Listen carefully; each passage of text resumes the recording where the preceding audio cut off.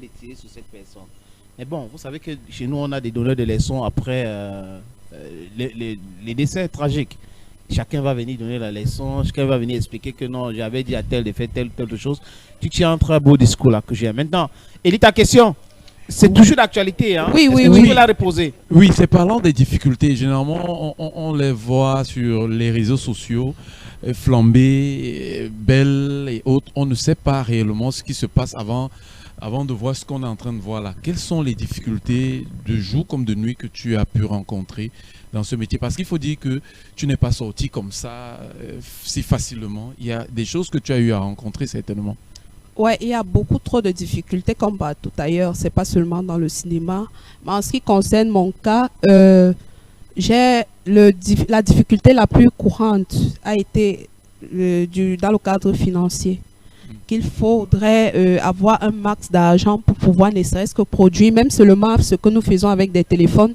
Il faut avoir la capacité de s'acheter un téléphone qui coûte hyper cher. Il faut avoir la capacité d'aller vers les blogueurs, dire bon, voici un de mes projets, essayer de mettre la lumière sur moi. Tout ça, ça se paye. Donc, il y a déjà ça. Il y a le cinéma, parce que j'ai commencé par le cinéma avant de me jeter dans les web-séries.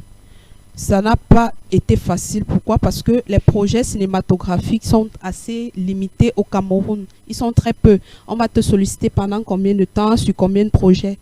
Et le travail d'un artiste, c'est sur un plateau. Si tu ne travailles pas régulièrement, tu as les lacunes. Du coup, il faut chercher comment travailler constamment. Tu es obligé de chercher tes propres projets. Il faudrait rajouter que le milieu cinématographique au Cameroun, on se bagarre pour très peu. Déjà, on n'a même pas encore atteint le niveau du Nigeria, mais ça tire fort, hein, ça tire à balles réelles. Je vais prendre le cas de ma consoeur Ngemgen Rosine qui actuellement a perdu sa page. Je vais prendre voilà. le cas de Ngemgen a perdu sa page Facebook? Oui, de ma consoeur Ngemgen Rosine, oui, qui a perdu une page Facebook de plus de 600 000 abonnés. Qui est même accusé de plagiat. De plagiat. Et bon, je ne vais pas entrer dans la polémique parce que je ne suis pas avec elle. Mais c'est très douloureux. Attends, l'information là, c'est un genre. Assois-toi au milieu ici. Là. Voilà, moi je vais m'asseoir ici. Franchement, voilà, c'est. Tu prends le contrôle. Oui, c'est important cette information. C'est très douloureux pour une comédienne. Quand je me mets à sa place, comment c'est difficile de gagner un abonné tous les jours. Pour nous qui ne truquons pas les abonnés, il faut convaincre le public tous les jours pour qu'ils s'abonnent, pour qu'ils te suivent, pour qu'ils partagent avec toi ce que tu as à leur offrir. Et du jour au lendemain, comme ça, et tu perds tout ça. Plus de 600 000 abonnés. Ouais. Attends, c'est parti de quoi? Parce que c'est important de l'évoquer. Si on n'avait pas évoqué, je suis sûr qu'on ne devait pas évoquer ce sujet ici. Parce que c'est triste pour elle qui fait un travail d'orfèvre sur les réseaux sociaux. Elle est en train de créer les contenus tous les jours. Et il a fallu Ngononikes Comedies pour parler de cette histoire des plagiats et de la paix. On a supprimé la page. Bon, je n'ai Rendu la page. Non, elle apparemment, on n'a pas n'existe plus. suspendu. Elle a changé. J'ai vu une Apparemment, la notification. page a été piratée. Piratée. Voilà.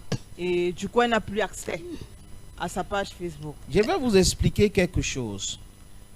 Même toi, Ngononikes, il faut faire très attention. Les pirates envoient les messages depuis Dubaï, depuis la Turquie, depuis la Serbie, pour certains. Comme quoi, nous voulons communiquer sur votre page. Ils vont vous envoyer un message sur WhatsApp, parfois Messenger, et ils vous envoient les liens. Erreur. Si vous cliquez sur ce lien, vous allez vous-même changer le mot de passe de votre page et lui donner accès à cette page. Et il sera administrateur principal. Donc, il peut vous enlever comme administrateur et changer tous les paramètres. C'est ce que les gens font. Nous-mêmes, on a été victimes de ces choses-là et quelqu'un nous a envoyé un message qu'on va supprimer votre page. On a commencé à dire, mais c'est quoi le truc? Vérifier la page et tout. Heureusement que quand la personne envoyait les liens, c'est après 3-4 jours qu'on cliquait sur ces liens. Donc, la personne n'était pas devant sa machine. Et un jour, on nous a envoyé des messages pour dire qu'on a essayé de pirater votre page et on a ajouté la sécurité VPN et toutes ces choses. Donc, on doit faire très attention. Quand les gens veulent communiquer sur les mainstream médias, c'est en présentiel. C'est-à-dire qu'on vous appelle, on vous voit. Sur les réseaux sociaux, ça doit être la même chose. Ne croyez pas aux gens qui vont venir vous dire on est en train de créer votre compte de médias sociaux ici, vous avez versé de l'argent. Non. Si une société veut communiquer sur votre page, la direction marketing de cette société va vous contacter. Ils vont discuter avec vous. Ils vont vous donner leur contenu de publier et les envoyer le lien pour partager. It's not the other way round. Maintenant, sur YouTube, ça se passe comment? Le Cameroun, ce n'est pas un pays qui est monétisé déjà. Il y a le Sénégal, il y a le Ghana. Déjà au Cameroun, non, on peut monétiser le Cameroun, mais le Cameroun n'est pas monétisé officiellement. Il y a des gens qui utilisent des subterfuges comme VPN et autres pour créer les comptes au Cameroun, mais de façon officielle, parce que ça part de l'impôt, la fiscalité. Donc, le système n'est pas entraînant. Donc, on doit faire très attention. Pour YouTube, c'est direct, on verse ton argent, tu crées un compte, AdSense et tout ça là.